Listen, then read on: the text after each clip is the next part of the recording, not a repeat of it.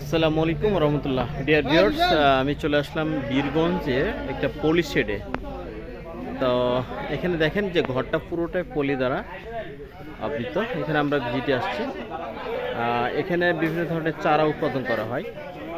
তো মোটামুটি চারাগুলো শেষ হয়ে গেছে এখন অফ সিজনের জন্য। তো অল্প কিছু মরিচের চারা রয়েছে এবং কিছু বেগুনের চারা রয়েছে, আপনারা দেখতে পাচ্ছেন। চমৎকার একটা যুগোপযোগী এবং আধুনিক প্রযুক্তিতে কৃষি এখন হচ্ছে, তারও একটা উৎকৃষ্ট উদাহরণ হচ্ছে এটি। ধন্যবাদ, প্রত্যেকে ভালো থাকবেন। আর এখানে এখানে একটা দেখতেছেন যে চমৎকার, এখানে করে কুয়াশার মতো করে পানি পড়তেছে, ঠিক আছে। এবং রুমের যে টেম্পারেচার, হ্যাঁ, এই টেম্পারেচারটাকে ধরে রাখে এভাবে করে।